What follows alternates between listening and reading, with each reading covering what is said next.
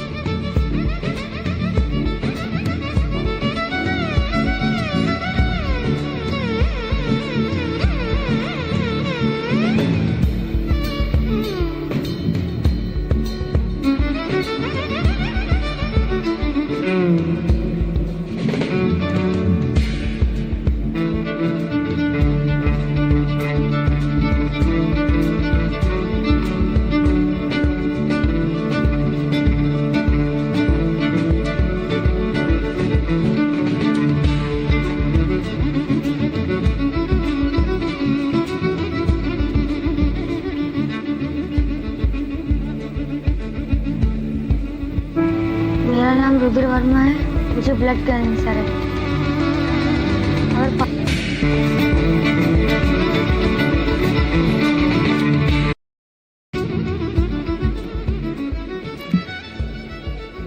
Once again, ladies and gentlemen, we request everyone heading inside the hall. I'm going to request all of you to very quickly take your seats. We'll clear that aisle area and we'll grab those seats right away so that we're all charged up for our next upcoming session. Again, a very pertinent topic coming your way, so we'd like to deep dive, and we'll do that as I invite everyone to please take your seats. Thank you.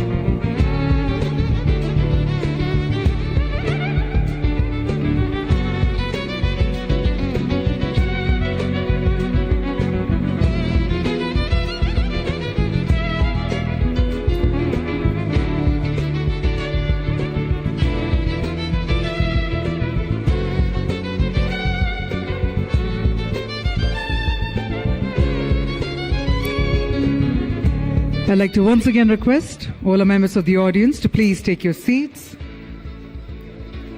Well, our next set of speakers are about to arrive, and we are about to gear up for another riveting discussion coming your way. So I'm going to urge every one of you to very quickly take your seats.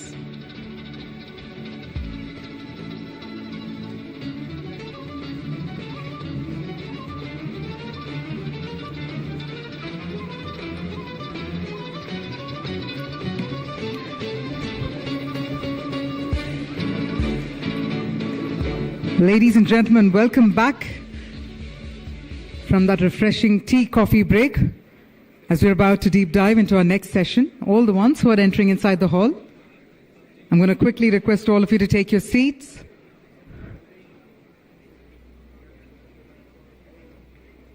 Well, all our speakers have arrived and we're about to get started with our next session.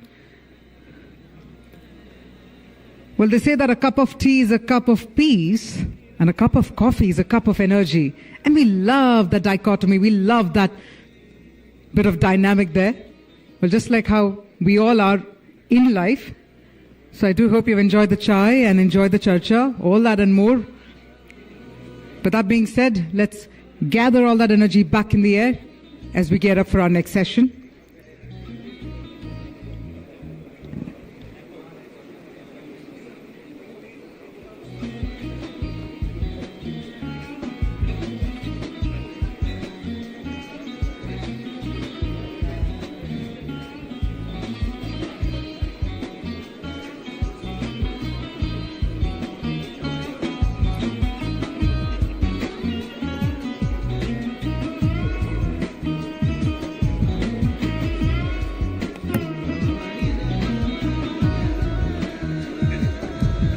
So from the look of it, I believe we are good to start with the program. So if I could once again request everyone to please take your seats. All right, ladies and gentlemen, with that, as we get up for our next session, we all realize that with the rising need for economic self-reliance and the growing importance of geopolitical stability, this panel will get to address the ways to strengthen both economic foundations and national security frameworks. And as I say that, let me also go ahead and introduce and invite our speakers who are about to deep dive into this discussion. While we do so, I'm going to urge all the members of the audience to very quickly, and I mean this very quickly, to take your seats, because there's a Darwinian theory which says survival of the fittest, but there's a millennial theory that says survival of the fastest. So let's do this really quick. Let's take those seats really quick.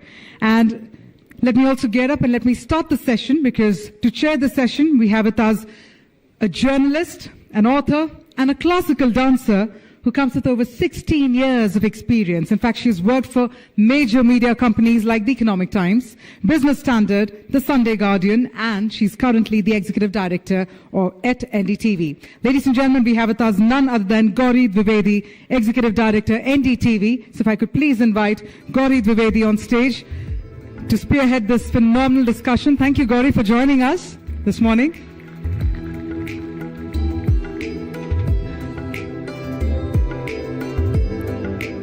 It's wonderful to have you here with us. Thank you again for joining us. With that, let me go ahead and invite our esteemed speakers. Ladies and gentlemen, up next, we have with us none other than Mr. Sangha Abhay Gunasekara, Technical Advisor, International Monetary Fund. He's a Senior Advisor on Security and Geopolitics and a Senior Fellow at the Millennium Project in Washington, D.C. And he also leads the South Asia Foresight Network and is also the Technical Advisor at the International Monetary Fund. He's also an author and has also held various advisory and leadership positions. We're talking about the leaders. Can we have a leadership round of applause as well? Let's bring the energy back in the air, everyone. Well, that's what we're talking about. Well, our next speaker, ladies and gentlemen, President, the Aeronautical Society of India, former Secretary DDR&D, Chairman DRDO, and Scientific Advisor to Raksha Mantri. We have with us Shri G. Satish Reddy. Can we have a huge round of applause to welcome the dynamic G. Satish Reddy? He's been instrumental, ladies and gentlemen, in India's missile defense program and has also received several prestigious awards for his contributions to aerospace and defense advancements. Our next speaker, in fact, our final speaker for the session, ladies and gentlemen, we have with us none other than Mr. Sanjeev Sanyal, member of the Economic Advisory Council for the Prime Minister of India. an alumnus of the Sri Ram College of Commerce, Delhi University and Oxford University.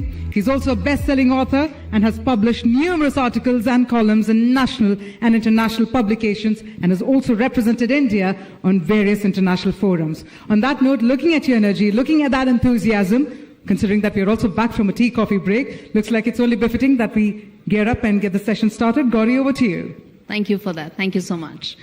And thank you, Cross, for having me here. And it's an august audience here and an august panel.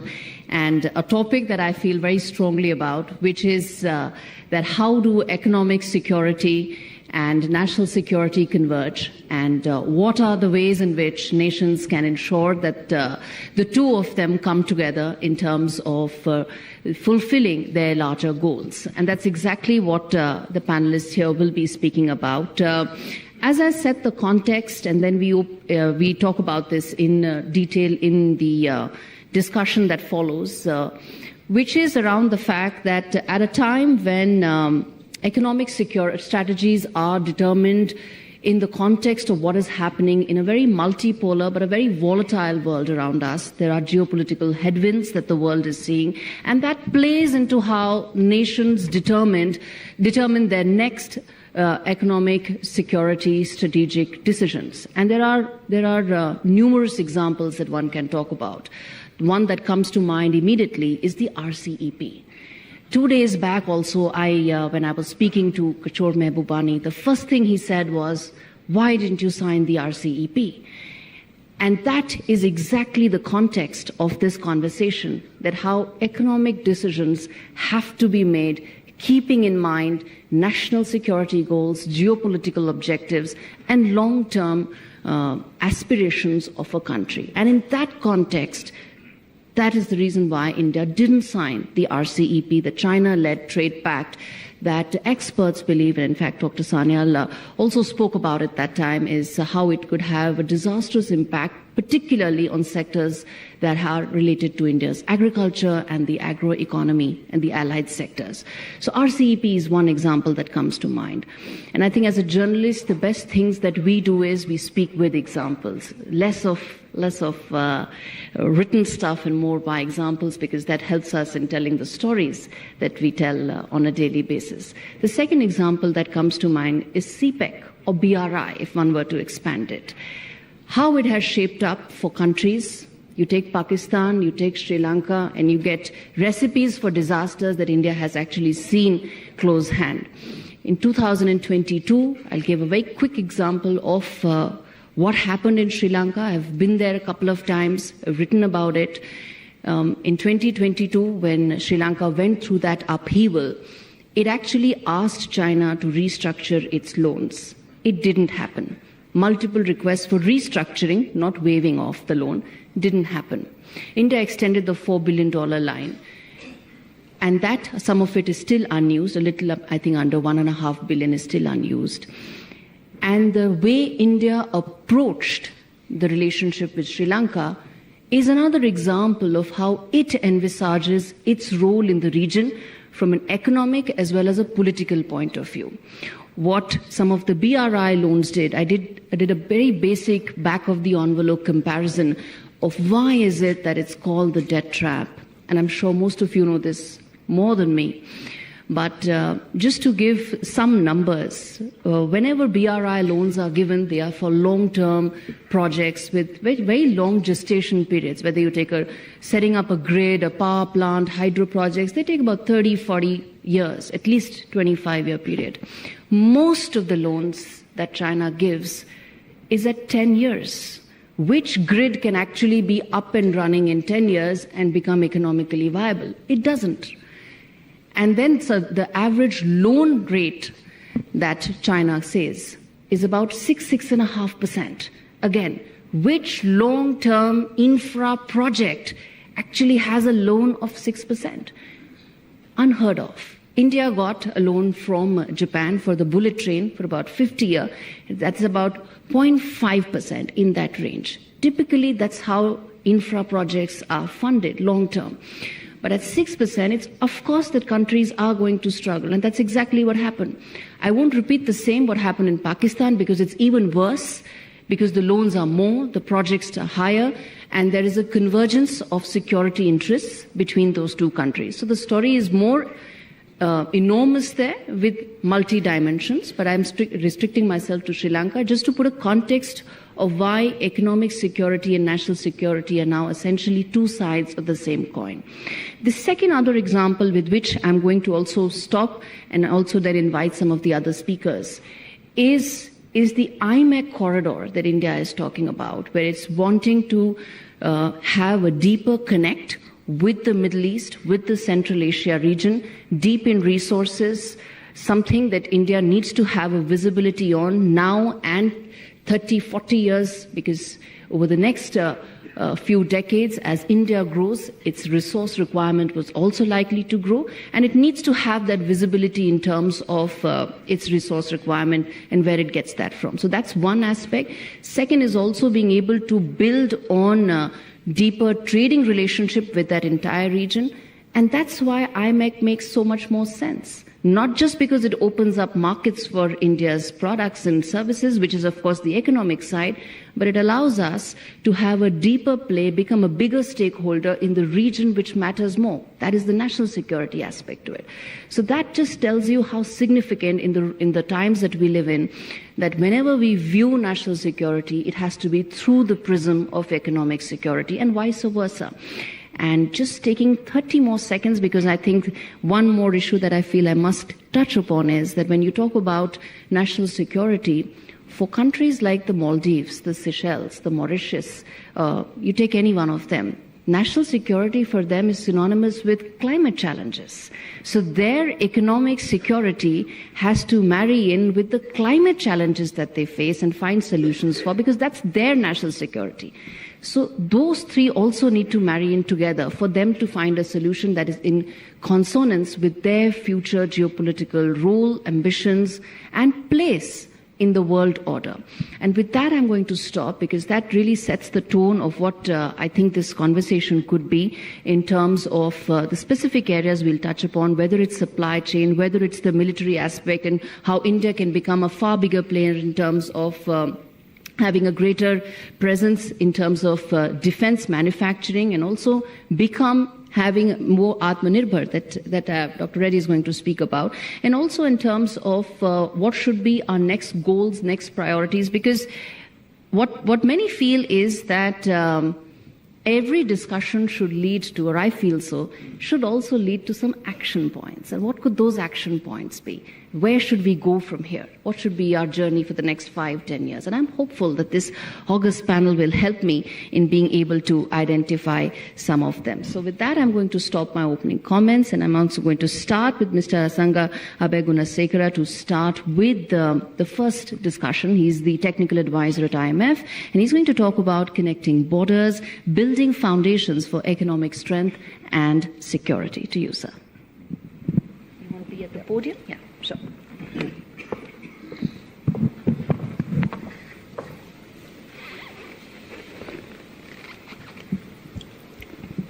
Good morning to everyone. Distinguished guests, Director General Claus, esteemed colleagues and participants, fellow members of the panel. It is an honor to stand before you today at this important defense conference in India. I have some slides, so I will run this with my presentation. So,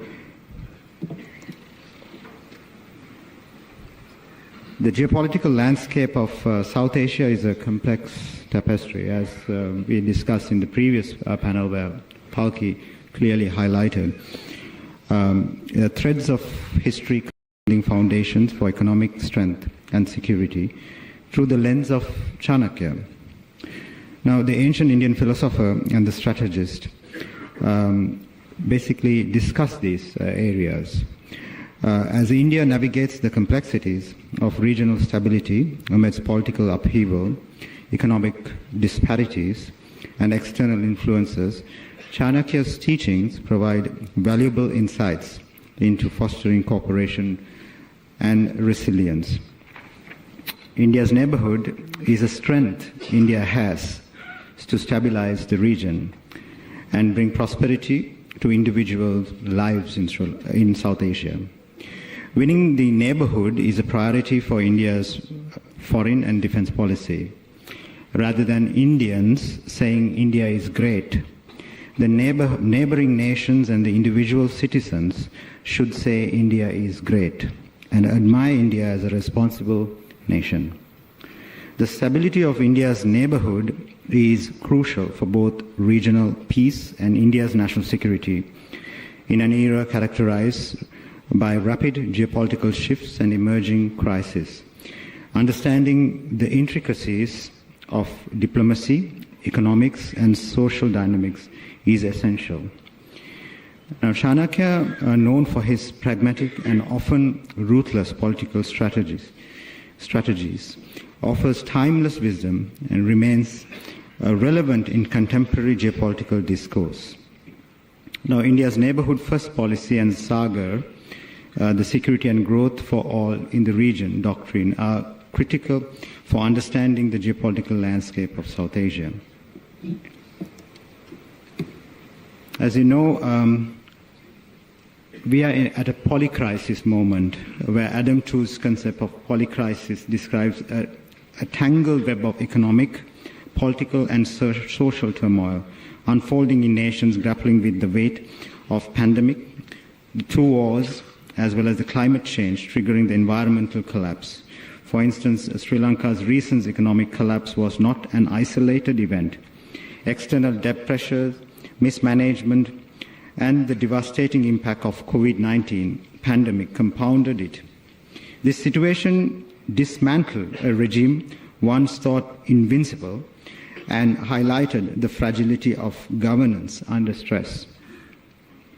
Similarly, Bangladesh is undergoing a renegotiation of social and political contract as it faces challenges such as political instability and economic woes. Ambassador Shiv Shankar Menon points out that this struggle transcends national borders, indicating a regional unreckoning as the South Asian grapples with inequalities and transformations. In both Sri Lanka and Bangladesh, the military's alignment with the protesters revealed the vulnerability of rulers that we have witnessed. Desperate citizens breaching the strongholds of power, toppling leaders marked by brutality and failure. The dynamic underscores the interconnectedness of the crisis with the region. Now, basically the points I highlighted is the economic challenge, the security issues, as well as the environment crisis and the social unrest. In the previous panel, I think it was clearly highlighted by the ambassador that on the environmental issues, which is a serious crisis, where, for example, nations like Pakistan face on displaced millions, as well as Sri Lanka every year that we face. So what we have done is basically where the Millennium Project, what we do is we gather data, sort of analyze data, and what we do is forecasting. So mainly on South Asia, what we saw was basically an instability, clearly, in all of the nations here. So out of the 7 here in the graph, you can see 5 have been sort of projected as unstable. It's an unstable region. Clearly on those dimensions of political conditions, the economic performance, as well as the social dynamics. Last year when I was in Bangladesh, in Dhaka, in 2023, August, when we shared the data that we captured from the IMF as well as when we are doing the governance diagnostic, we found parallels that what's going on in Sri Lanka. When we discussed with the officials at the table, it was very interesting. This was on record. So I said, there's a possibility a crisis could happen, just like Sri Lanka, people's uprising could happen. Then the officials dismissed it immediately, saying, no, it's impossible to have it this cannot happen in Dhaka. We are so good at the security, we are so good at this thing. It was all on record. So you can see the vulnerabilities of these nations and how vulnerable the South Asia is. So looking at the instability, basically what I've done is I plugged in Chanakya's framework. So a framework consisting of diplomacy and alliance, what Chanakya has mentioned in his own text, as well as on the areas of intelligence and security, and crisis management and economic cooperation. Now, Chanakya famously stated, there is some self-interest behind every friendship. Now, this underscores the importance of forming alliances based on mutual interest and respect. Now, last week I was in China, basically speaking at the Belt and Road Forum, bringing a perspective from Sri Lanka. I understood clearly what the Chinese perspective was when I listened to Lisa as well as the others in the last panel, what they were sort of, discussing, the geopolitical tension.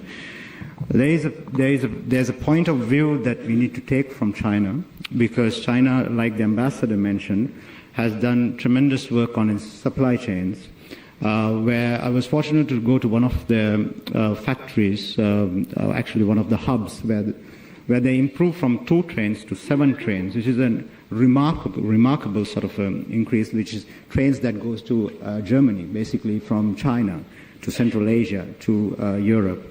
So there is an improvement in there, clearly, looking at the data. So the changing dynamics, basically, of political environment is an important element in this diplomacy and alliance for India, especially to understand the neighborhood. There is a significant volatility in the political dimension. If you read the entire governance diagnostic, is about governance weaknesses and political issues. So there's a political issue more than the economic issue here. So, and it needs to be understood. For example, the present political party in power in Sri Lanka, the president, who's coming from NPP, was seen in the past as an anti-Indian with the JVP insurrection in 1980s against the Indo-Lanka Accord, where thousands were killed. Now, it has evolved now to accommodate a more positive stance with India, where NPP identifies them as a reformist group rather than a Marxist group. So you see basically issues such as this. So how reformists are the reformists? That's where the question is from Sri Lanka. What we've done is we looked at several other countries, how this reformist project has worked. Has it worked well? And the Marxist tendencies. In Sri Lanka, what you see is a significant jump from, you can see the Marxist tendencies of a very high tendency back in the 1970s towards now. What the president, elected, soon there will be parliament elections in Sri Lanka. If they have more Marxist sort of a regime in Sri Lanka, how reformists are there? So they are saying that they are reformists. They are open for liberal values, for democratic norm, but when you look at China, China also a reformist country, as a significant reform after Deng Xiaoping, which has brought in the prosperity to the country. So it's a kind of a experiment that is going on in India's neighborhood that you see.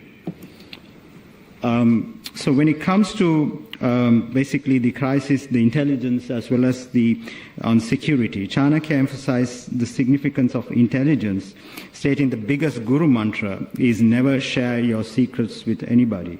In the realm of geopolitics, knowledge is power.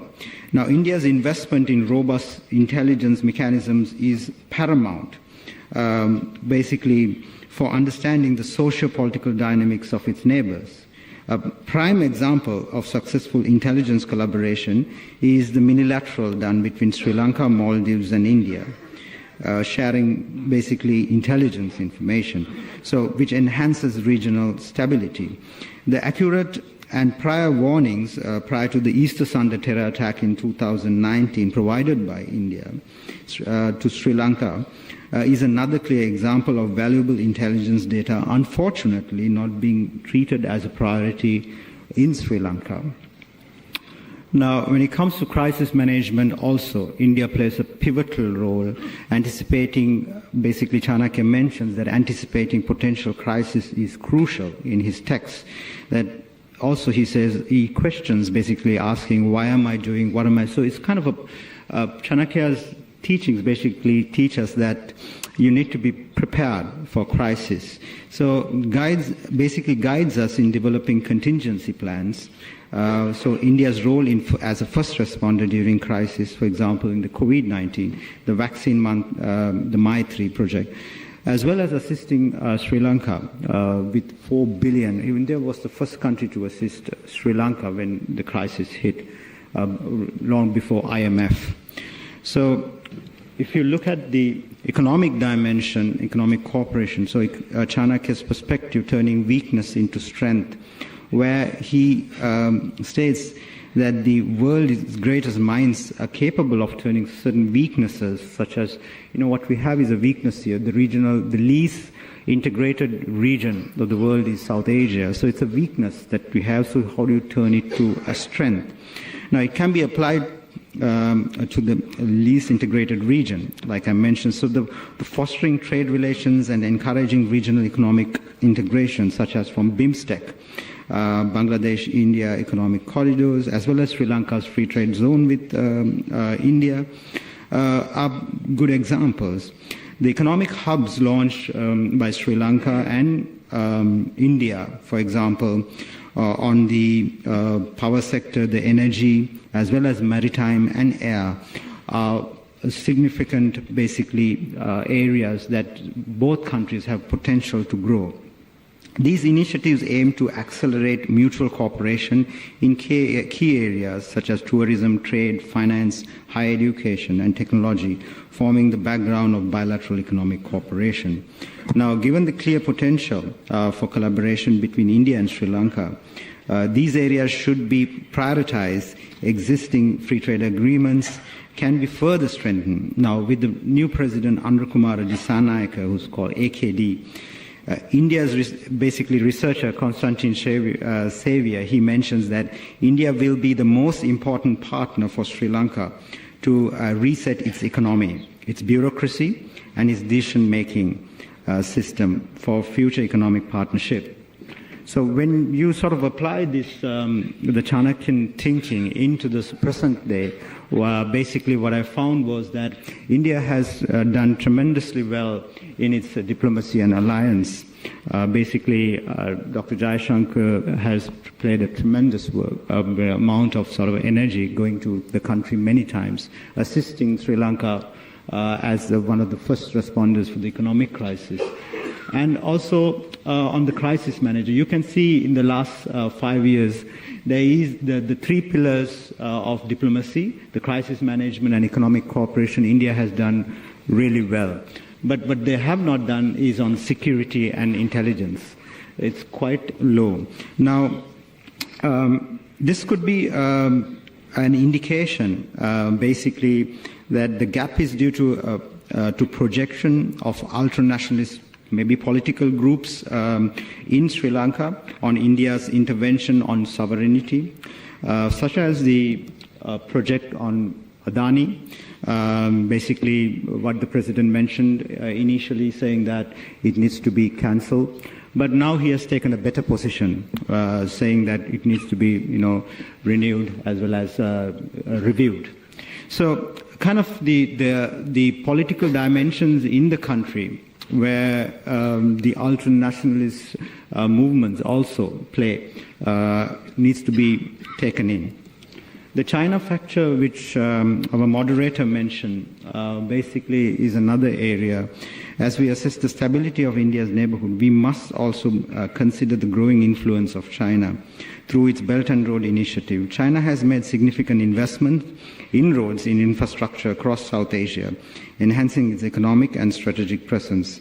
However, this has raised concerns about debt dependency and geopolitical leverage, particularly in countries like Sri Lanka and Pakistan. Many assess that China's approach to regional engagement can often create strong dependencies that could compromise the sovereignty and regional security. As India's neighborhood navigate these complexities, India must leverage its historical ties and diplomatic channels to counterbalance China's influence while fostering resilience in the neighborhood. Certain projects have had improvements, significant improvements in Sri Lanka. Certain projects, they have done huge mistakes. You know, Belt and Road, you'd have to look at it, I think, in various perspectives. So one of my books, which was published last year, was completely about the Belt and Road. What happened in certain projects, like the airport project. The EIAs were not looked at properly. So China is ready to relook at certain mistakes they have done in the process. Now they call it bringing in a high-quality Belt and Road. What I saw is sort of the last 5 years going to China as well as discussing with the Chinese scholars as well as officials that there is an improvement going on where they want to make it green, they want to make it better for countries. So finally, I want to bring in policy recommendation. This is my final slide. So a few, based on the analysis and present environment, where India is at the advantage with China's economic slowdown and the geostrategic location, which affords India and its partners the opportunity to play a pivotal position in the sea lanes in the Indian Ocean, you could draw 3 policy recommendations. So strengthening regional alliances is a clear policy recommendation to foster more profound economic and political ties with South Asian neighbors to counterbalance external influences. India is trusted as the first responder. The 4 billion that was given to Sri Lanka is a clear example to stabilize the economy. Sustaining this and projecting at the grassroots level in society is important. It needs to be projected that it sustains you're given 4 billion, but it has to go into the grassroots level that this is what India did, and it is important that it's projected, not only at the political level. Promoting regional representation is a very important point that I want to mention. Where basically now I work in Washington, D.C., I covered that when it comes based on the region, there is less regional representation when basically think tanks prioritize candidates for higher positions from one country. In this case, India, basically the broader South Asian neighborhood is underrepresented in cities like Washington, D.C. Addressing the regional challenges requires inclusive leadership that reflects the representation of diversity of the entire region. So not just its large player, India, of course, geographically. This can be addressed only by the strategic community of India. So where you have equal representation coming in, as well as voices coming in from the regional countries.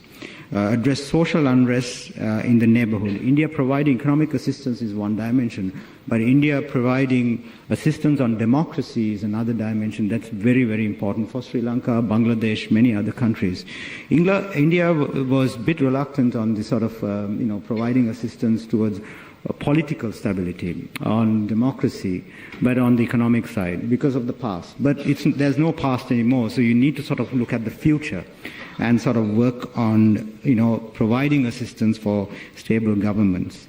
So in conclusion, basically, the complexity of South Asian polycrisis necessitates a multifaceted approach to regional stability.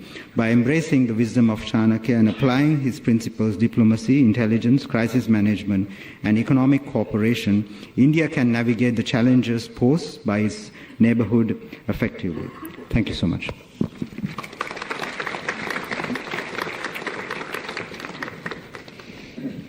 Some very important points you raised, and before I get Dr. Reddy on that, let me just quickly say on the aspect about the regional relationships that India is forging in its immediate neighborhood. One instance I would like to point out and also tell our audience, which is that the Bhutanese Prime Minister was in India, and there's one very important thing that he said, which is that during COVID, when the economy, the Bhutanese economy, was deeply ravaged with what had happened, he had reached out, his country had reached out to India in terms of some assistance. The package that Bhutan had made was about 1,500 crores. And he'd come to New Delhi saying that, let's see what is the assistance that New Delhi can give. His own assessment was that New Delhi would probably help us get some part of it. And when the conversation happened with the Prime Minister, and then New Delhi announced that India would give 1,500 crore, which was Bhutan's expectation, the entire amount of assistance that the Bhutanese economy needed was given by New Delhi. So this is important to sort of tell. Some of the points that you made were very valid, but also to just tell that how things are sort of moving ahead. We live in times where nothing is static. Some of this is important because we are trying to build greater bridges in that neighborhood, which is why, and also because Bhutan isn't mentioned as many times as it should, given India's strategic imperatives, which is why I thought, this is an important aspect that we can probably come back on later. Dr. Reddy, please, talk to us about empowering Atmanirbharta, synergizing economic progress and military readiness through defense industry integration. I'm sure this is a talk that everybody in the audience is waiting for. So please go ahead. Thank you. Firstly, let me congratulate the organizers for such a magnificent conference with so many people present here. I think rare occasions where I have seen almost all the entire hall, including a balcony, people are there.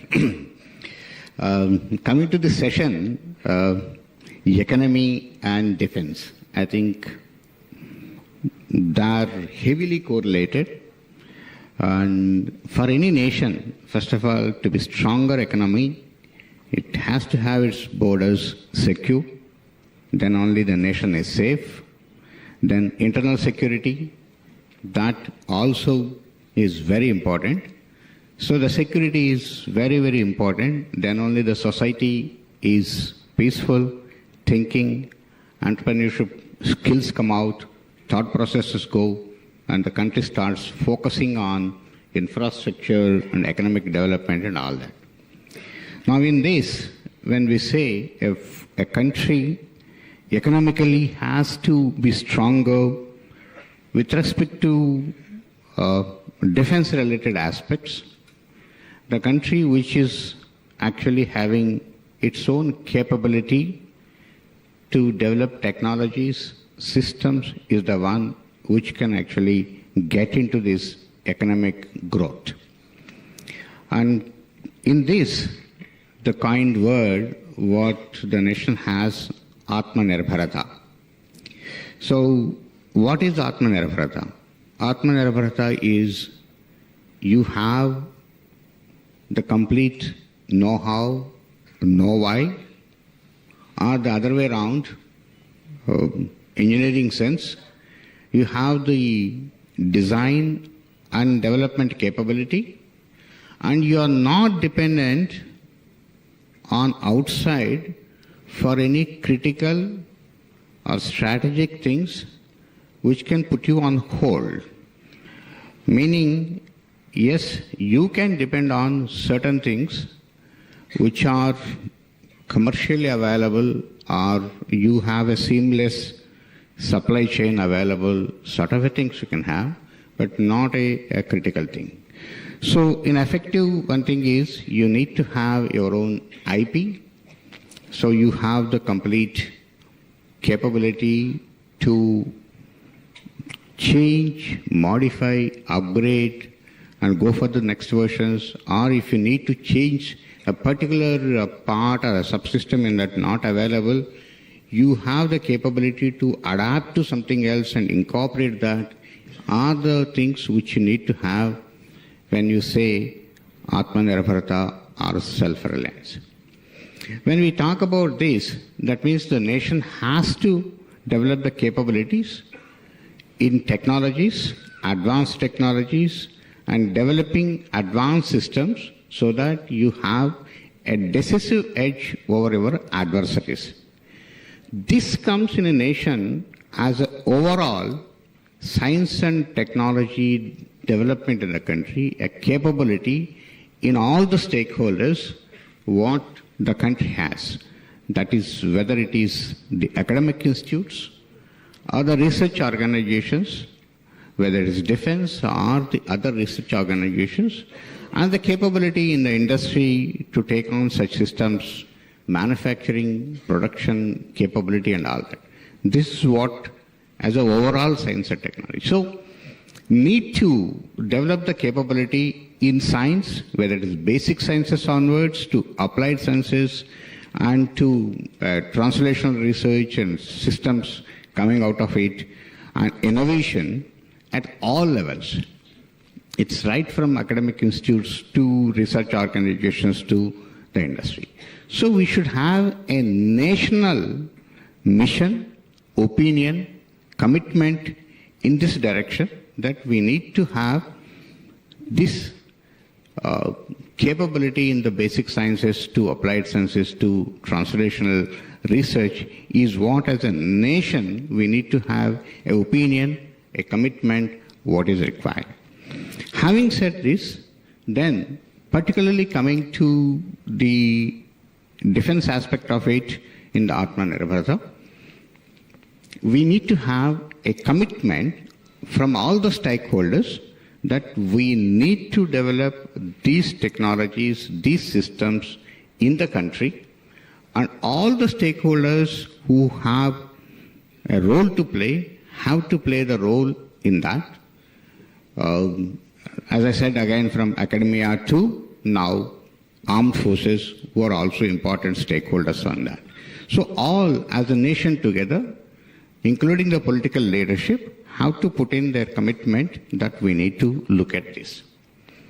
Then having said this, the most important thing again becomes is the investment required into this angle.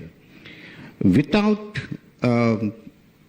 getting into too much of a lot of funding into it, it is difficult to get a research in the fundamental research and coming out with the technologies, leading the systems is what is very important.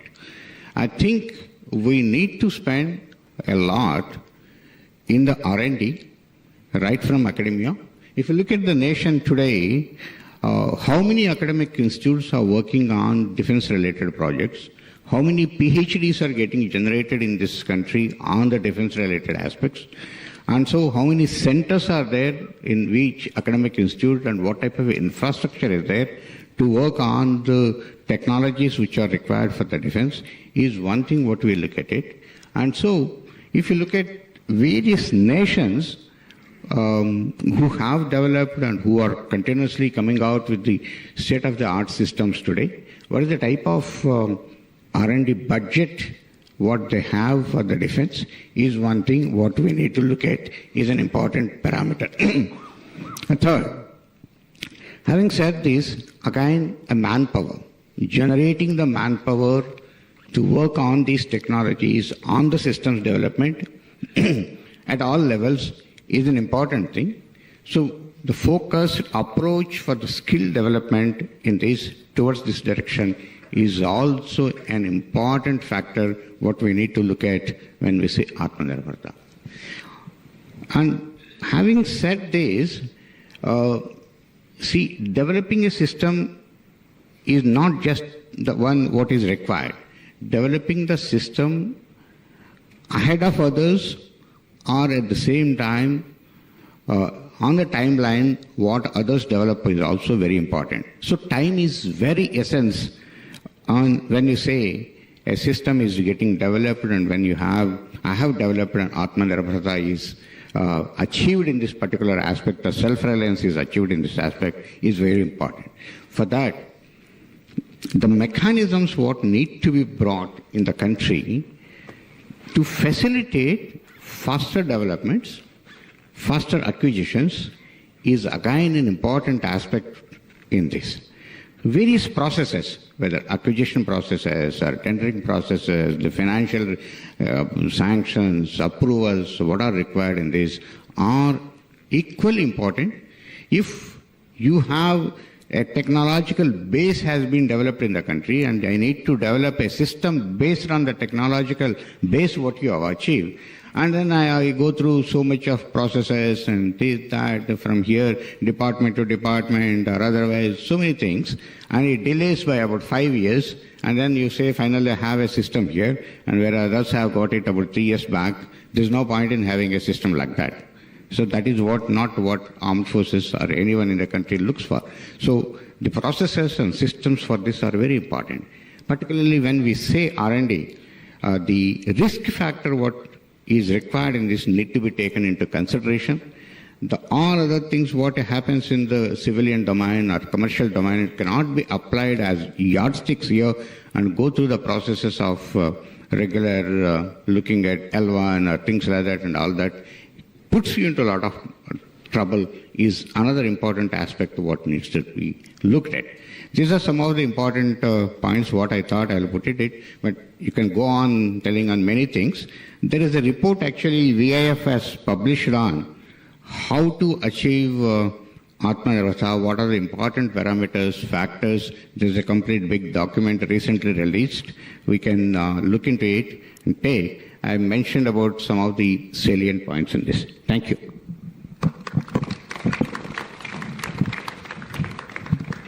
Very important points, especially when you talk about the kind of indigenization plans that we have in terms of our military capabilities.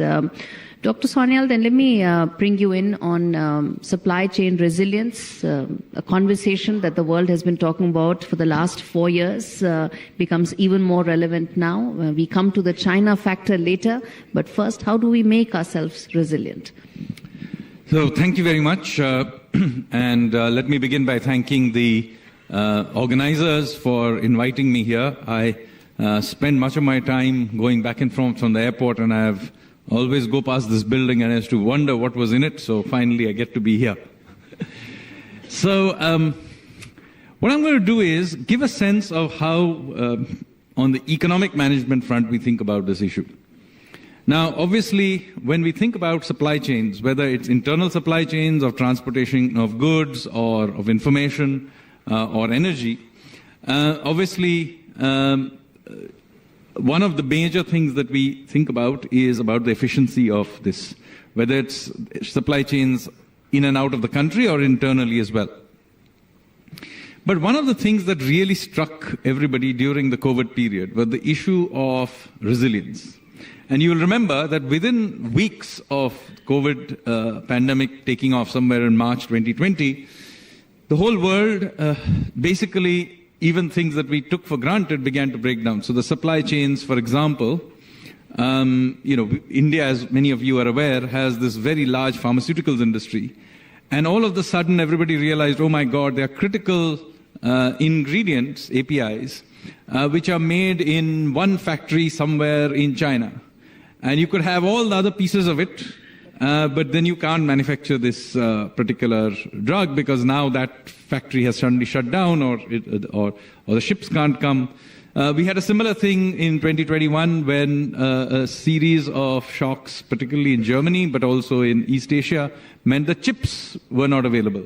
So, you can make, India has a huge automobiles industry, you can make the whole car, but then critical chips are not available, then, the rest of the car is useless. So it's not very surprising that resilience has become a major topic, whereas earlier supply chain discussions used to be almost entirely about efficiency. So this shift in perspective is an important one because that is something that is now entering into our thinking process in a much bigger way than used to be the case. The second thing about resilience that is beginning now to change, at least in our economic thinking, is when you think of resilience, there can be a passive way of thinking about it, and there can be an active way of thinking about it. I'm going to illustrate this with thinking about, for example, our maritime lanes. I know the Indian Navy a little bit better, sorry Army, but so I'll know a little bit more about the maritime supply chain problem. India, when it thought about resilience in the past, would say, okay, we need to invest in having better ports. And indeed, we are now improving our ports, and a lot of them have become a lot more efficient than they used to be. We are building this massive new port in Vadhavan, just north of Mumbai. Great. But notice that these are basically passive approach to supply chains, i.e. we receive things or send things out of them. But let me show you where we are really resilient. No matter how good our ports are, we'll continue to have a serious resilience problem. It turns out that 85% of the merchandise cargo going in and out of India happens on foreign ships. Okay? These are foreign-owned, foreign-flagged ships. The bulk of the containers on which this trade happens is owned by other countries. They may be friendly countries, but they're not owned by us. Now, supposing there is some sort of an incident, it may not be a war. We saw that in the case of pandemic. It could be some major environmental catastrophe, tsunami or something like that. So I'm not saying that it's because of somebody being having a malintent or something. Maybe a perfectly reasonable thing for the other party. We suddenly find ourselves, we have the ports, there are people willing to buy our goods, willing to sell us goods, but we don't have ships. So here is an example where you actually have to actively invest into a piece of infrastructure, in this case, which requires us to think about infrastructure and resilience in a totally different way. So let me show you a simple problem and how these things get incorporated, the difference in lens gets incorporated into actual policy. You see, infrastructure is explicitly excluded in the list of infrastructure in our financing systems, in our banks and so on, explicitly excludes ships. Okay? So what happens is, anybody who knows the shipping industry knows that shipping, actually running a ship is a rather simple activity. It's mostly about financing. Can you get a long loan? Your ships last for 30 years. Can you get it at a decent interest rate? And can you insure it? If you can do all of these things, actually running a merchant ship is not that complicated a thing. So most of what this is about is actually the financing. And India has excluded itself from ownership, flagging, etc. because of various bureaucratic requirements, but one of them is a simple one, which is that we do not include ships as part of our infrastructure. This comes from a landlocked view in Delhi, I'm sorry. That something that moves around on water can't possibly be infrastructure. It has to somehow be nailed down to the ground. I'm sorry. Infrastructure, particularly of large tankers, containers, is an obvious thing. I mean, how can you not say a large container is not a piece of infrastructure? And yet, we do not actually allow long-term financing by our banks, etc., of our ships. Now, it's something I'm fighting to get that changed, but I'm just telling you how the lens by which the economic managers of the system think about something can get slowly incorporated into our policies, which then end up having unintended consequences somewhere down the line. The same thing happens with shipbuilding. Now, it turns out that India is actually a country that has good shipbuilding capabilities. This is one of the few countries that can build an aircraft carrier, nuclear submarines. It's okay. So we know how to build ships. Indeed, we have been building ships for longer than pretty much anybody else. We have the longest shipbuilding, one of the longest shipbuilding traditions in the world, going back to the Bronze Age, 5,000-6,000 years. And yet, India produces less than 1% of the world's ships. Yeah? China produces 52%. And if you include China, Korea, and Japan, they produce 92% of the world's ships. Why can't we build ships? We have the technology. We are building aircraft carriers, for God's sake. It needs steel. We are the world's second largest steel producer. Ships, by the way, building of ships need young people, young men, in fact, specifically. We are not a country with a demographic problem. We have a long coastline. We are not Mongolia, so it's not a problem with this, right? So we have all the ingredients we need. We have the technology, we have all the engineering we need, we build this, we have the steel, we have the young people who will climb up and down and weld this thing together. And we need those ships. We are shortly going to be the world's third largest economy. All of these are true, and yet we build less than 1% of the world's ships. Because we just did not think of this problem in this way. Right? So now we are planning to begin to change many of the things, whether it's the rules for ownership, rules for flagging, and of course, very importantly, do a very simple thing, which is classify ships as infrastructure. Shipyards are infrastructure, ports are infrastructure, but ships are not infrastructure. This is crazy. So I'm just giving you a way in which changing of economic thinking takes you away from these sort of cobwebs in our own head. And this change in our approach from a passive resilience approach for supply chains to an active one then feeds through to many other things as well. Take, for example, I talked a little earlier about the problem of chips, right? We have got all these engineering industries. India, in fact, by the way, is one of the biggest designers of chips in the world. Many of the chips that American companies create actually designed in their offices in India. Their GCCs in India design those chips.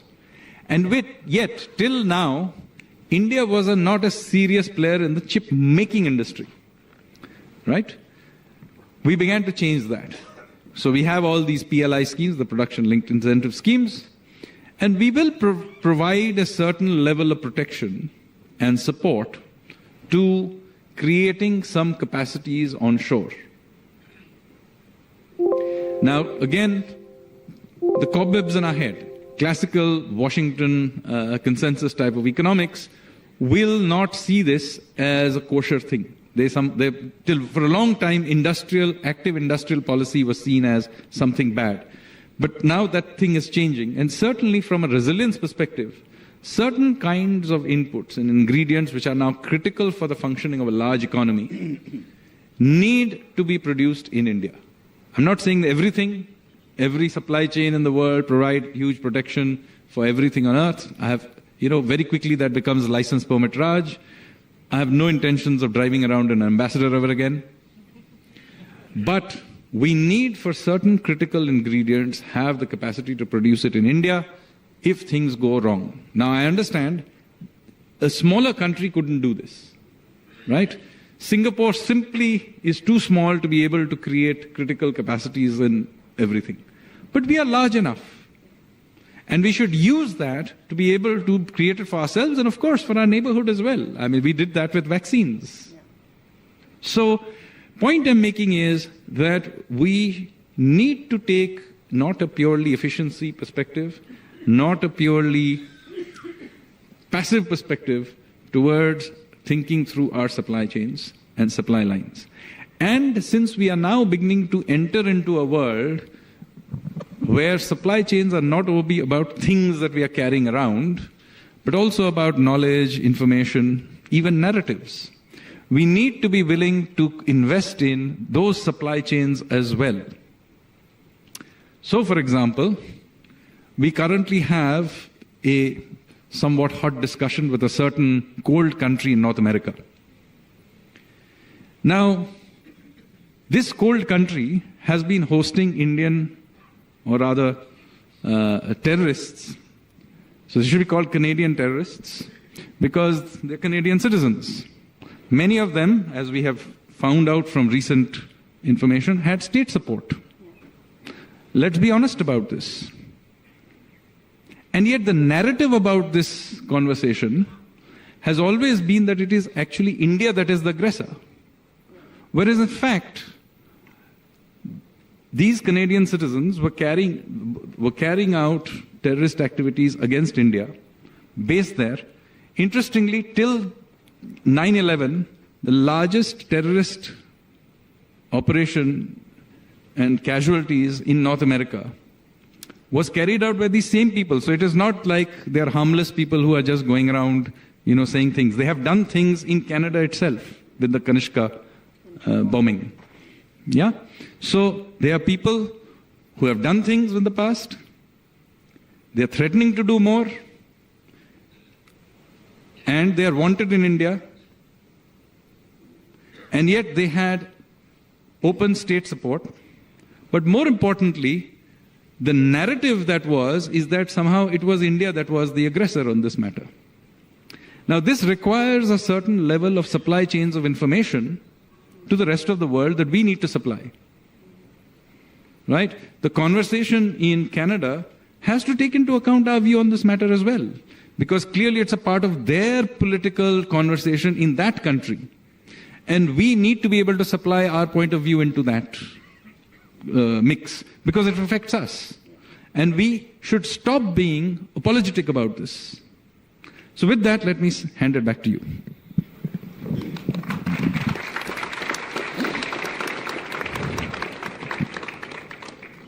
A lot of talk, a lot of points you touched on, a lot of areas to focus on. Most of all, the fact that at a clause event, we talked at length about India's coastline and naval requirements. So, but the one thing I wanted to come to was semiconductor. I think that's so important, and also illustrates just how important the convergence is in terms of our strategic and economic interests. And I'll just, share this very quickly. When I started working in 2005 in Business Standard, I joined in May, and the first day of my job, which is 21st of May, there was an announcement by Dayanidhi Maran, who was the IT and Telecom Minister that time in the UPA government, that Intel is setting up a fab unit. This was pre-Google era. I didn't even know what was a fab and a chip was. Fresh out of economics, I had to figure out what was chip. And it has taken India 19 years for us to be able to actually say that, yes, there will be a chip that will come out of India. There will be a fab plant. And, we can have a conversation about 28 mm and 2 mm and so on and so forth, but we are getting on that journey. How important, let me start with the semiconductor aspect, and that's a question I think that has also military aspects to it as well, because it's not just a civilian use. How important is the fact that India aspires to be self-reliant, capable, to be able to address most of its chip requirements? How important that is, and how soon do you think that could transform the Indian economy? So first of all, let me say that I don't think we'll be self-reliant in the sense of the old idea of import substitution. The fact of the matter is, we will trade with the rest of the world. Many of these chips will be exported, and in return, we'll be importing chips as well. Let's be clear, even in the case you mentioned RCEP, yeah? Since I was part of the thinking process that led to us staying out of RCEP, let me say it is not a autarkic view of the world why we kept out of RCEP. We have continued to trade with China, and in fact, China is our biggest trading partner. Yeah? So it is not the case that I'm taking this view that we are kind of creating some sort of ring fence around us. But it is the case that we need some amount of capacity. And the COVID period really brought this into sharp focus. You can change the kind of chips you make a little bit here and there, but if you have no capacity of making it, then you're really stuck. And ironically, India actually has very good capabilities in chip design. Okay? We are right at the cutting edge of this. And yet, we don't know how to actually make the chip. Right? Now, it is the case that if we have some capabilities and certain circumstances are right, let's say there's another pandemic and another such a situation like this, we should be able to at least keep functioning or repurpose things, or if in some future date we need to build something for even a military reason, we at least have been doing it for a while. Haath pair to chalta hai. So this is why it is important that we create some amount of reasonable amount of capacities. This is not an attempt to sort of block ourselves to the world. It is not an attempt to say that everything, every chip that is used in India will be now come from these ones in India. No. We will keep trading with the world, including with countries with whom we have occasionally had geopolitical frictions. Dr. Reddy, India has also signed agreements with the US, particularly for military usage as far as and defense requirements of related to chip requirements of India. Comment on this as to how important some of these aspirations and policy objectives related to semiconductors are from a military aspect and our military needs and our defense requirements.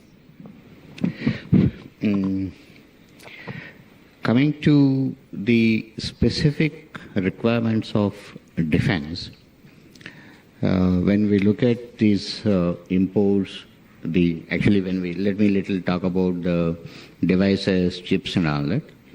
I agree with what Mr. Sanyal has said, that we don't have to produce everything in the country, and that is not correct also. As he rightly said, it is not possible, and why do you do also whatever is required?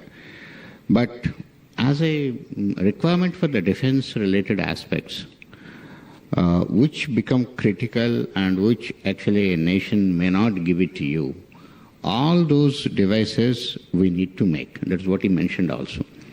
We need to develop those technologies, and we need to look at that, and we need to see how we can make them commercially viable here to make them, or otherwise there are specific methods by which you incorporate that and you try to develop it and all that. Take the examples of same semiconductors. You need lots of, let's say, laser diodes, example you talk about. Getting into technical terms, or you have some impact diodes, or you have some IR devices and all that. It's very difficult to get the most advanced sensors, detectors to this country. And what you get is what was yesterday's, and today's thing you don't get it. And you need to develop the capability, and you need to develop that with respect to that in the country, and try to see how you are able to make it. And probably after that, you see that how you are making that production a viable thing by you yourself getting into the export market, and seeing that is an important aspect. Really, continuing with that, if you look at an industry to become part of the defense manufacturing and contributing to the economy, there's a huge role to play. I'm saying is, look at the budget of 2024 today. We have a capital budget is, I think, about somewhere around 1.7 lakh crores is what is the capital budget. And revenue, if you add it, it will be somewhere around 2 plus or sort of a thing is what you have a requirement in the country, which if you produce here within the country, you are contributing that much as a nation. See the employment. If you have roughly about a 40,000 crores is the turnover, let's say, you will have about 2 lakh employment in the country. In fact, myself and Mr. Sanyal, we worked on a paper some time back and generated, working out the whole global requirement of the defense systems equipment, what it is. And in that, what is the capability India has, or India is almost getting it, both as systems and also the next level subsystems and technology are parts of it. It is amazing, the figures are. The numbers came something as over 10 years is about $3,400 billion. 3,400 billions for over 10 years. So that means roughly somewhere around it is about 340 billions a year. Even if you take about 10% of it, it is somewhere around 2.5 lakh crores out of it.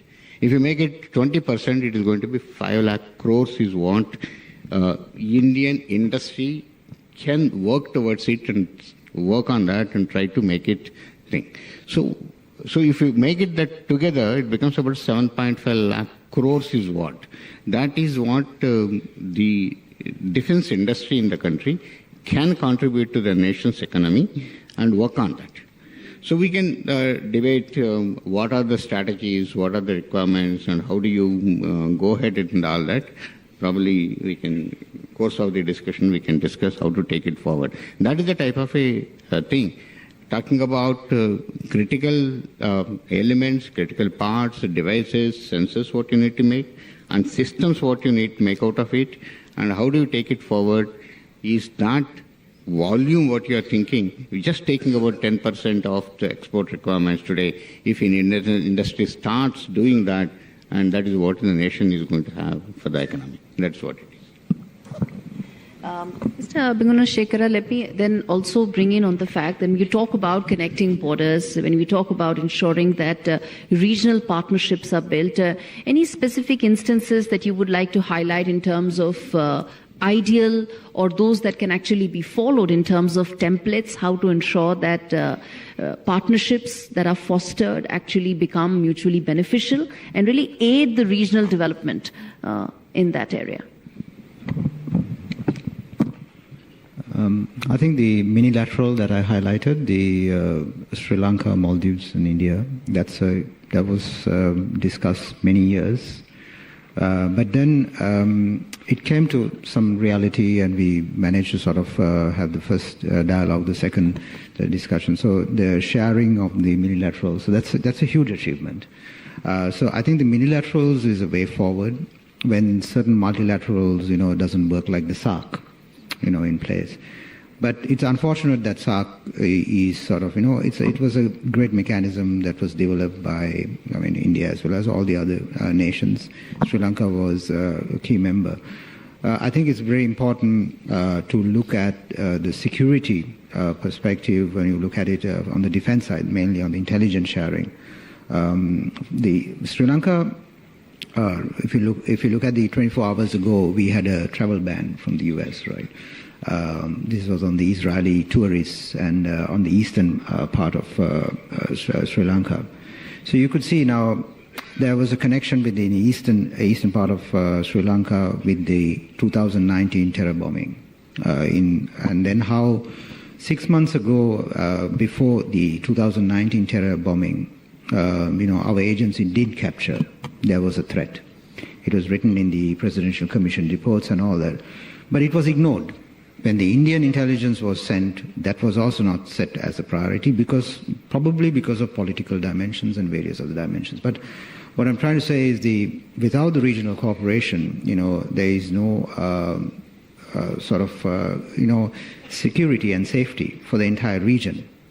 And it's very important that we talk about a lot of tech industries here, the semiconductors and all that. Of course, we need to reach what Sanjay mentioned on building resilience is very important. It's the same what I heard from Singaporean Prime Minister a few days ago. I had a brief interaction with the new Singaporean Prime Minister. I admire his strategic thinking, how he was sort of balancing between the US as well as China and India. I think what you require as a nation is to build your own capabilities and also connect with the other. Southeast Asia has amazingly connected each other very well. And that's a success story, clearly, with all the economies, at a significant growth. South Asia should also do the same. We have the BIMSTEC, of course, another success story. But then there's a lot to be done. In terms of economics, in terms of tourism industry, so many areas that need to be. But then, let me point out something. I was filling the Indian visa form in Washington D.C. I feel this was when I had the official passport. I didn't have to, but right now I have to fill it. When I was filling, I saw this question. Is your grandfather born in Pakistan? I don't think that is required in this era. Not with this sophistication. Okay, I get what you're saying, but you're saying as a Sri Lankan citizen who has a slight dispassionate view of the situation and who has the luxury of being able to stand, let's say, 10,000 feet to understand what's happening. But for Indians in this room, and we've spoken about an hour, we've spent about how economic security and national security are two sides of the same coin. But when you pointed out SAARC and the reason why it's not functioning, security and terrorism specifically really becomes a very important aspect of how that really drives some specific economic issues and concerns. So what may look like an extra question to you on a visa form is part of a security matrix that's fundamental to the Indian security establishment. I agree with that you need the security matrix. Without the security matrix, you can't have the stability. What I'm saying, in the age of a sophisticated, we are living in a different era. So before you board the flight, you would know the flight information. We have all that. I mean, mechanisms are set. So I think we need to look sort of beyond that. We need to sort of create the matrix, sort of looking at, in a modern, sort of a more resilient sort of, how do we engage with these? In the last panel you mentioned about CPEC, right? So how do we sort of navigate these? CPEC is happening. I mean, you want it or not, it's going on. Certain projects that's happening in Bangladesh, in Nepal. I was in Nepal, a few months ago. The Belt and Road is going on. So, but then how do we integrate? How do we get India's periphery to talk about India? That's my attempt was in the presentation, that rather than you mentioned that also. It was also written there that people outside of India should say India is great. I saw that. You had mentioned that in the presentation. So I don't hear that much. So that needs to come out. And for that to come out, we need to build trust. We need to build... India is doing it. That's why I mentioned that the 3 dimensions, they're doing tremendously well. There are certain dimensions that they're not doing well. There are, external forces that India has to face. So there are many areas. But then there are weaknesses we have to understand. All great powers have weaknesses. In the United States, I understood what US system is, the political weaknesses, all that, the democracy, all those issues. But then how do we improve as a democracy? So that's really important. So I think, I take your point on security. Of course, that's important. But we stay in a different era. That's all. Fair point. Let's take a couple of questions from the audience before we wrap up. I think some of the issues that have been raised today are very thought-provoking and also could drive future policy as well. So how do we go in that direction is really important. But let's throw this up to a couple of questions from the audience. I think the mic will reach whoever the audience member is. Or, sir, go ahead. You're sitting in the second row. You could identify yourself and also address the question to who you would like the answer from. That'll be great. I hope I'm loud enough. Absolutely, yeah. There's a mic coming. But I think, there is a mic coming, yeah. Also we can hear you. No, the audience will not. We can address to anybody? Sure, yeah. Yeah. Thank you very much, ma'am. Well, it's great to see you on NDTV and also Mr. Sanya. I've seen all of them and worked with Mr. Satish Reddy. I think I'll straight away go on to Mr. Sanya because he's the man who is driving India. And, okay, I would put it very clearly. Why are we so chary about improving the security capability of the Indian armed forces? In terms of, I just saw a serial, Bolivar. And there are 3 words which are needed for security. Money, money, and money. And please see it. It's on Netflix. Gauri Dwivedi comes every week and tells us. So why are we not really, even we heard that we need to get the money. We have all the money now. Why don't we get this once we are stable? One is this. And once you make today you take Bangladesh. The political stability may not be there, but the army still relies on us. I come from Gurgaon and I went to a doctor. He has 4 colonels from Bangladesh coming for diabetes. Look at the power which the military has got. Why don't you involve the military and make it really a part of this thing by giving more money? This is my only simple question to you. I think you may have an exaggerated view of my influence on defense spending. But it is the case that we now are a much bigger economy and, we are growing rapidly. So the amount of resources we have is dramatically gone up. And I do think that as I said, I'm not an expert on exactly what it gets spent on or how long, the defense bureaucracy takes to process it. But the amount of resources that the finance ministry now allocates to defense has dramatically gone up and we are willing to deploy more if there is a need for it. So I do think that, the amount of resources that are now being given to the armed forces is a level shift from what it used to be. And you cannot suddenly do it because there has to be a receiving capacity as well, which takes some time to build. Again, sorry, I have a somewhat naval orientation and everything. But I do know, for example, the amount of ships that have been given to the Navy has dramatically gone up. Look at the number of nuclear subs that have now that are already being commissioned or are in the process shortly being put out. Obviously, we are now beginning to put going to hopefully shortly put new aircraft onto our new aircraft carrier.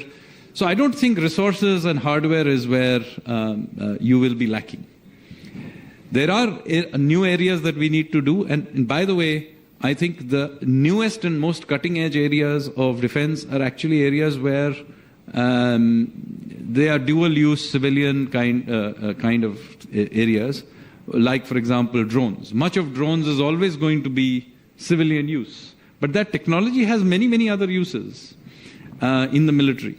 I think one of the areas where we should perhaps invest into is perhaps creating greater interlinkages between areas that, should there be a security situation, where we can quickly deploy our civilian capabilities for military use. And that also requires a different kind of thinking. And I'm repeatedly coming back to this problem of mindset. Till very recently, we used to have the view we will not build good quality infrastructure in our forward areas in the mountains because, oh my God, the Chinese may drive down in better roads. That's the kind of thinking we used to actually have. Now, that doesn't really help anything because unless you build that infrastructure, not only can our own military not use it, but, for example, the people who live there need it.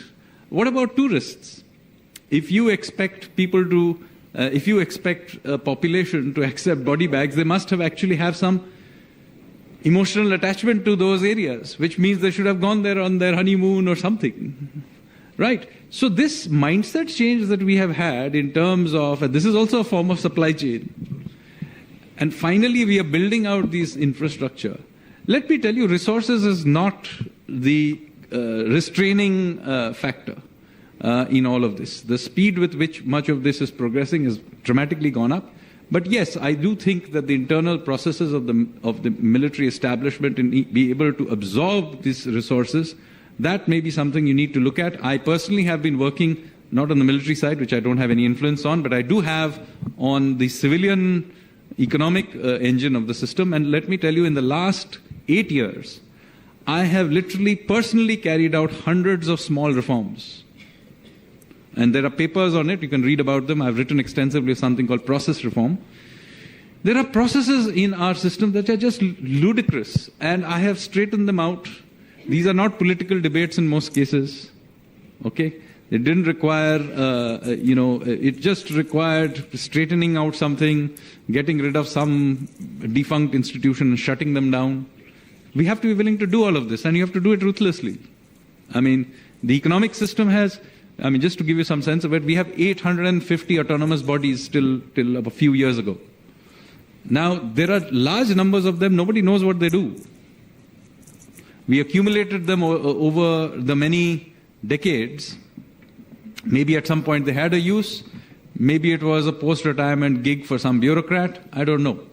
But many of these institutions have no known use today. And we need to shut them down. And we are doing it. But Dr. Sanyal, bureaucracy apart, the fact that the percentage of our GDP goes into defense, do you think it is in line with the security challenges that India faces? One can talk about the economy is growing dramatically fast. So even if it's the same percentage, it is growing dramatically fast. So the resources, and if you need it, will be provided. Is the defense establishment capable of absorbing it, rather than diverting it into things that are not that useful? Okay. If it goes into hardware, no problem. Okay. Yes, sir, please. I think a mic will reach you, sir. There are lots of hands that have gone up, but how much time, I'll just ask, we have on the session. But, sir, please go ahead, I think. Okay, so quickly, sir, yeah.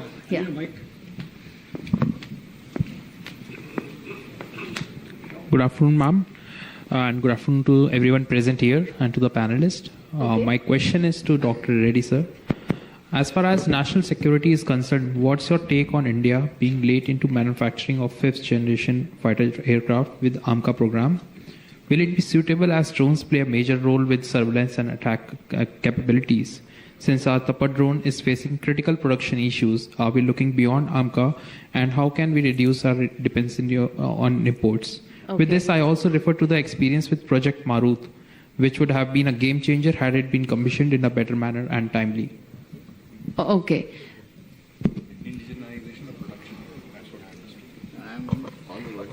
The question is about 5th generation aircraft being produced in India, right? That's what you're asking, right? Right. With the, Yeah. I mean, like the Tapas drone is also facing critical production Yes. issues.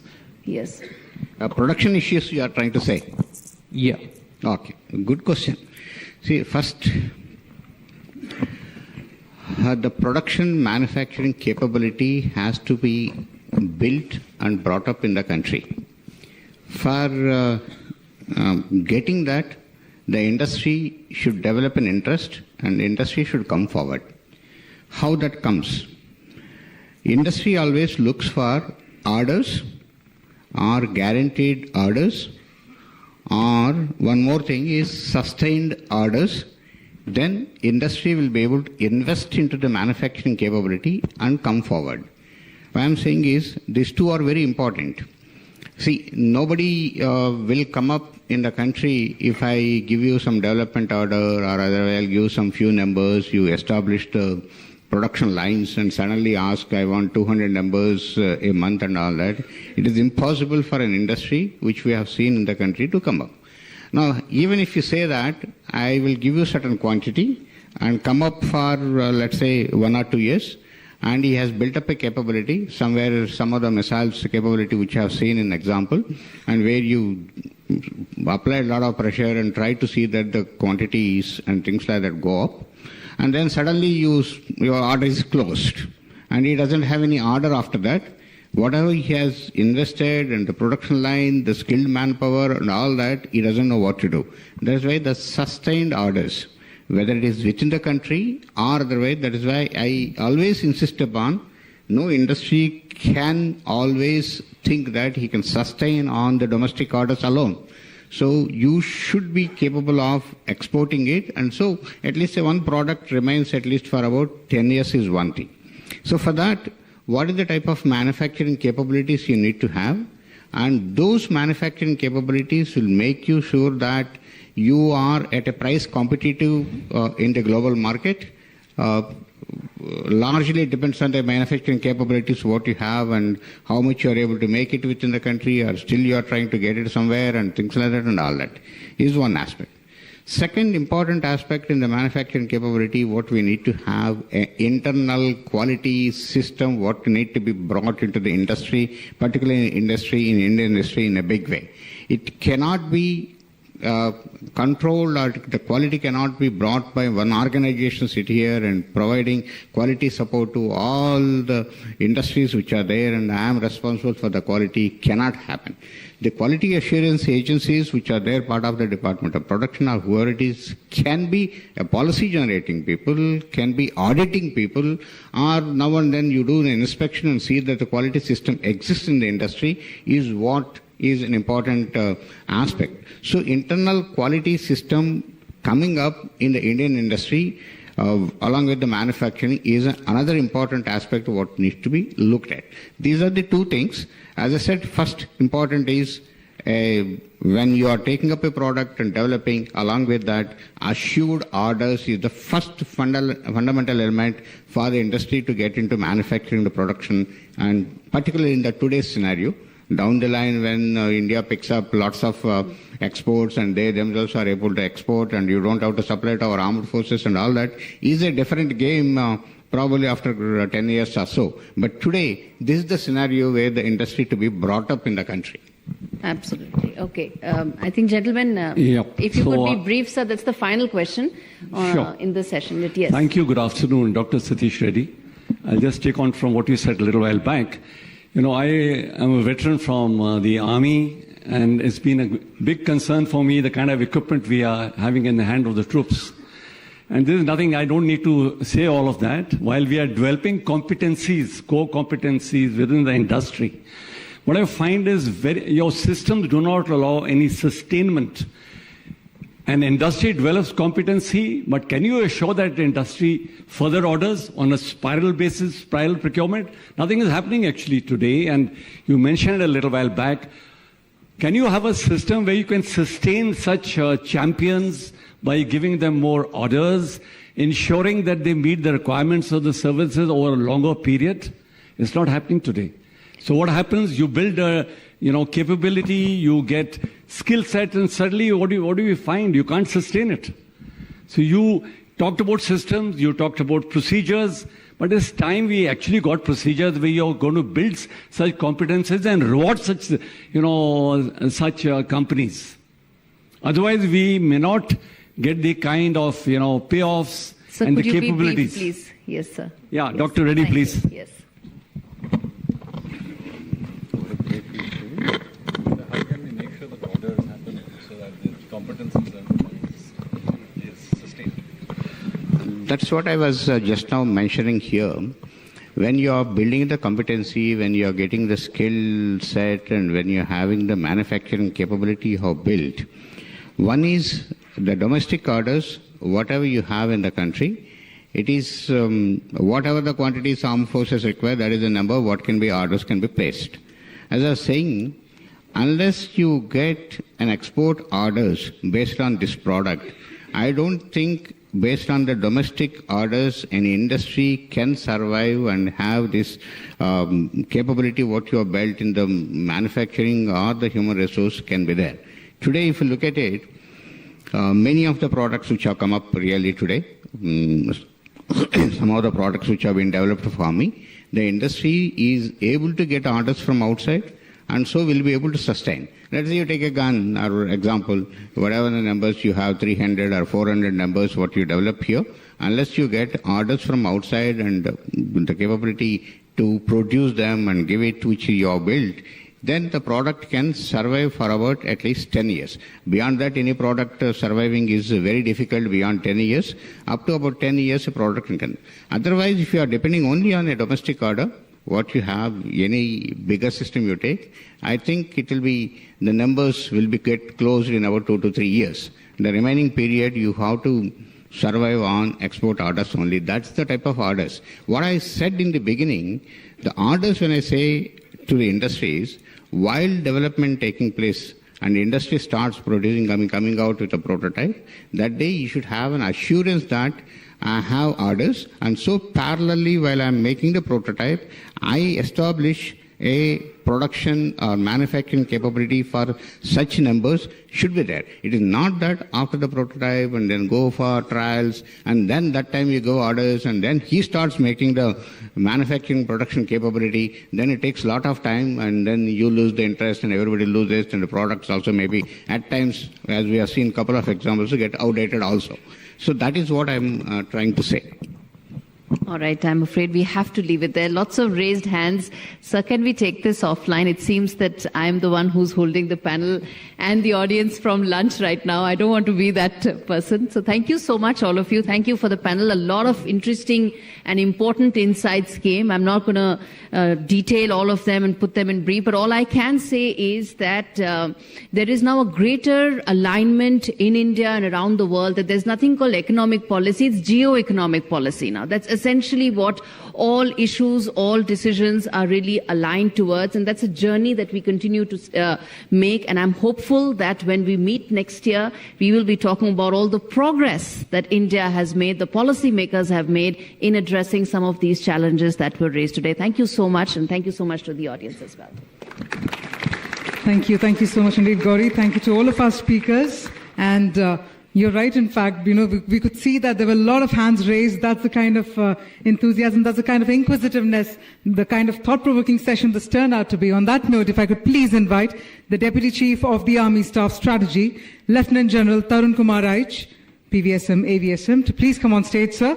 If I could request you to please felicitate our amazing, amazing speakers here. First up, we'll begin the felicitation with our session chair.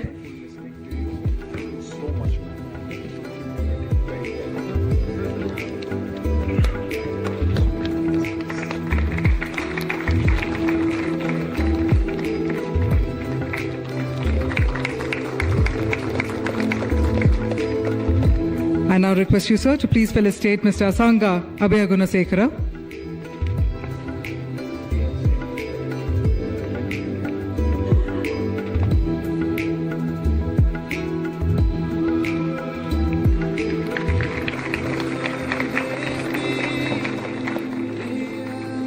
I further request you, sir, to please felicitate Shri G. Satish Reddy.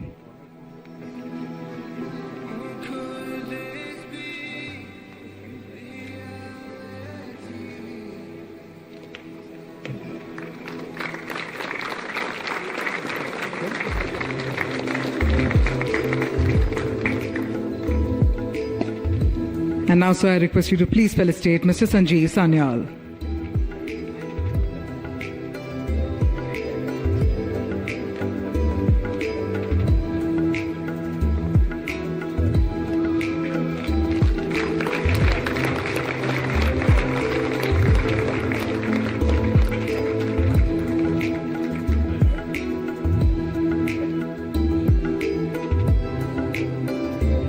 And I request you, sir, to please join our speakers for a group photograph. We'll just capture this moment as well. Let's have all the speakers, everyone come together. All the dignitaries on the dais, we'll have you all come together for a group photograph as well.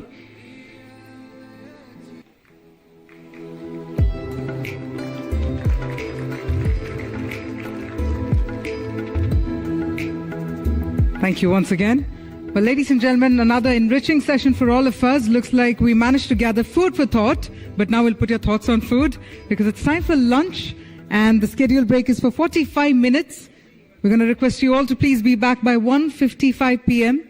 Please do take care of your belongings, but please do be back at 1:55 p.m. so that we can ensure that we are on time and in time with our next set of sessions. That being said, the lunch is also being served in the foyer area. Kindly head to the foyer area. Please do connect with the team in case of any doubts, but please enjoy your lunch and see you all back exactly at 1:55 p.m. Thank you.